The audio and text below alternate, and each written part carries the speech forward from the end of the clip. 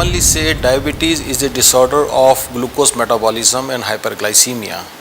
But we look into the body composition of a diabetic patient, you find that the major underlying pathophysiological mechanism is lipid metabolic disorder.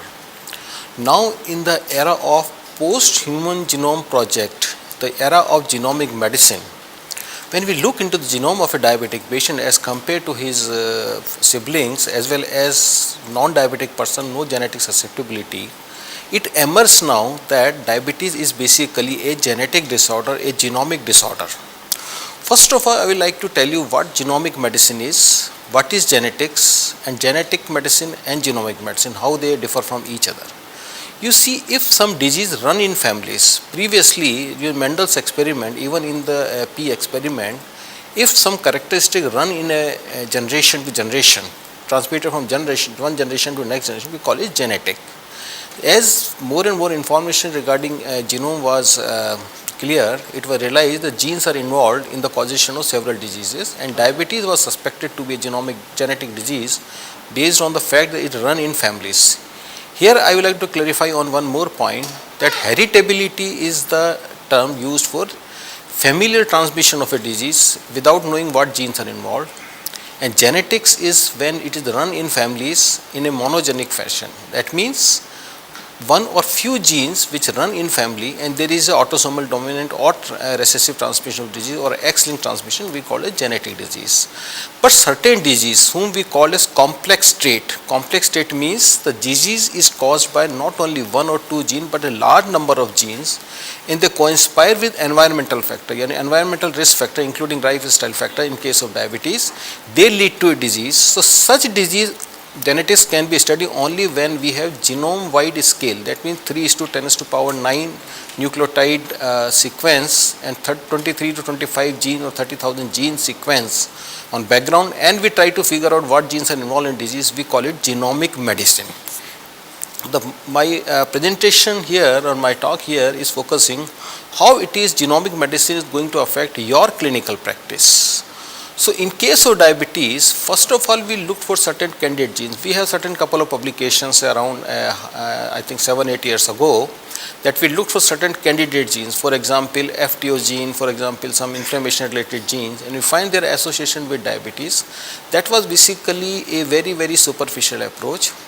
And genome wide association study is the genome wide approach. That means you take 15,000-20,000 diabetic patient in one group and 15,000-20,000 non-diabetic patient in another group, do whole genome genotyping of both the groups. That means genotyping of at least 6 million markers, 6 million genetic markers, and around in the 30,000 patient. So this mega project was carried out by Indian Diabetes Consortium Group, Indigo Group. I was one of the partner of that group.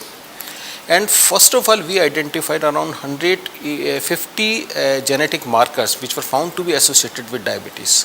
So that was a major event in discovery of genomics of diabetes in our country, and our paper was published in 2013 in Diabetes. Subsequent to that, we realized genetic association can explain only 7.23% of variance in occurrence of diabetes. That means genomic tools which are available could explain only 7.5% component of causation of disease.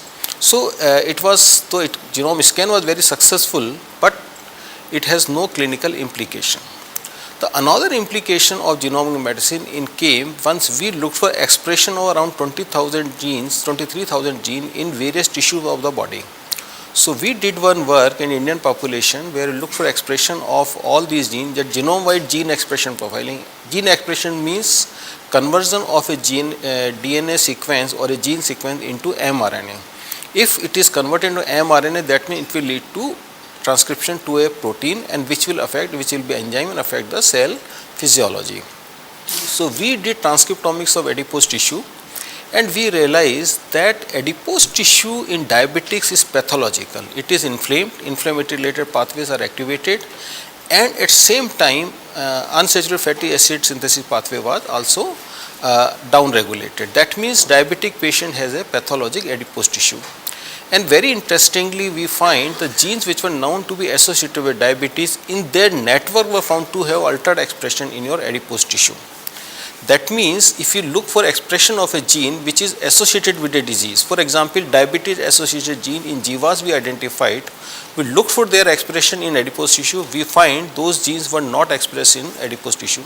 In fact, all the Jivas which are done worldwide, they look for the genes which were diabetes associated to do not square fit in non-physiologic, pathophysiologic aspects of diabetes, like your insulin secretion, insulin resistance and so on. So it was a confusion how the genes are causing the disease, the genome to phenome correlation. But very interestingly, we find the genes which were associated with diabetes in Indian population, when they put into a network, because one gene never work alone, a gene is part of a network, part of a group of genes which are involved in any metabolic pathway. So when we created a network of diabetes Jiva identified genes, we find the network was showing altered expression in adipose tissue. So it was an important finding in the sense the adipose tissue is playing a very important role in diabetes. Recently we have done one more work, though it is unpublished. We look for the genes which are showing association with your HOMA beta. You know, HOMA beta is a marker of beta cell failure.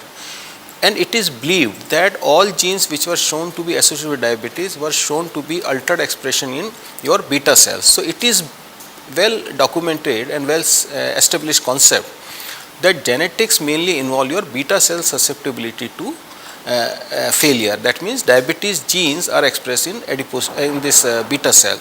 But we already shown that their network is showing altered expression in adipose tissue. And secondly, when we look for HOMA beta associated genes and created their network and look for those network in the actually repository of transcription profiling available in public domain, very interestingly find the genes were expressed in both adipose tissue as well as beta cells. So what you seek in clinical practice, HOMA beta as a measurement of your beta cell failure, at gene level it shows association with the genes which are expressed in adipose tissue.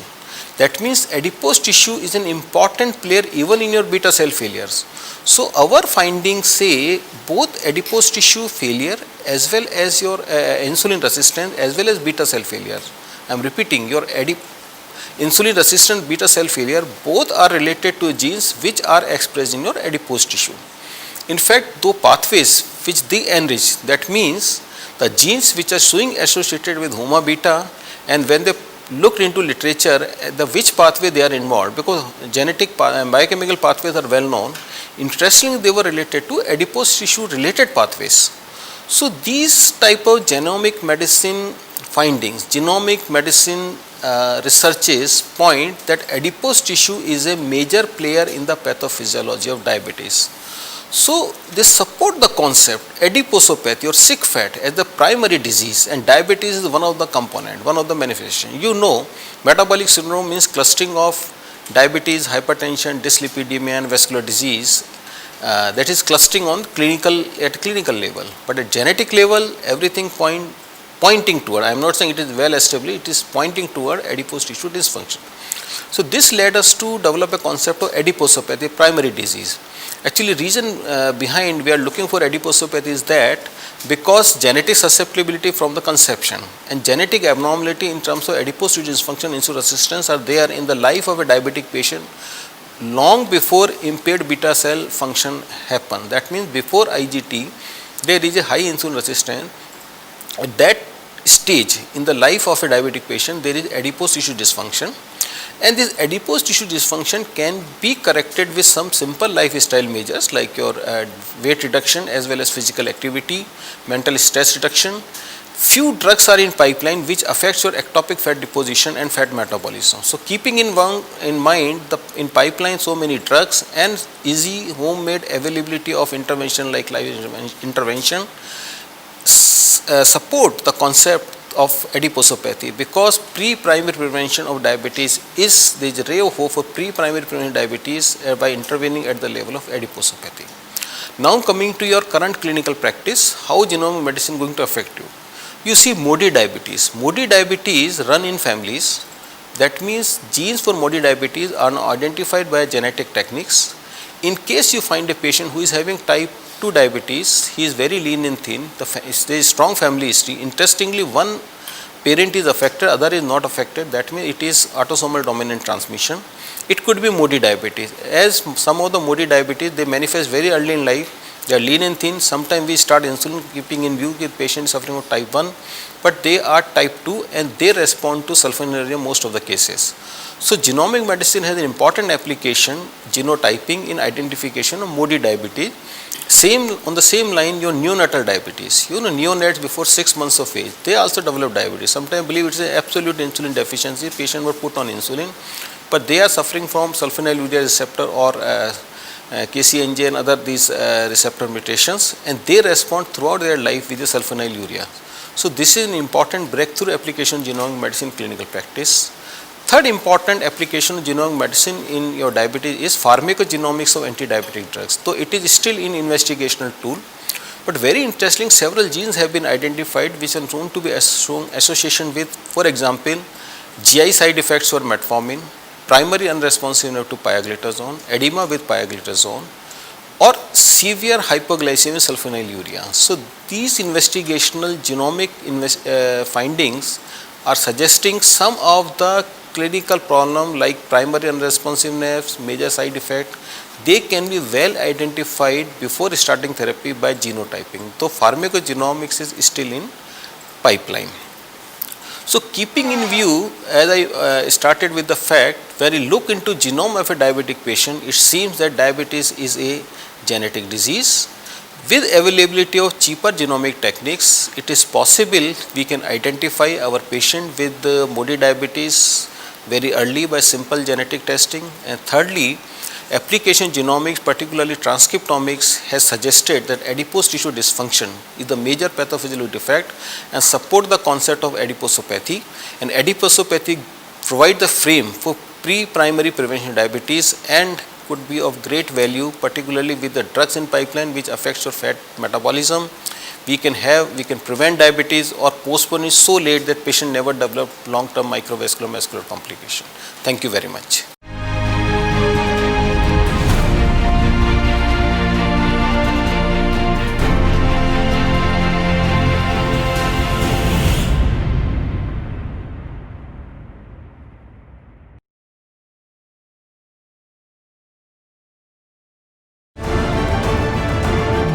Insights from the world's best medical minds.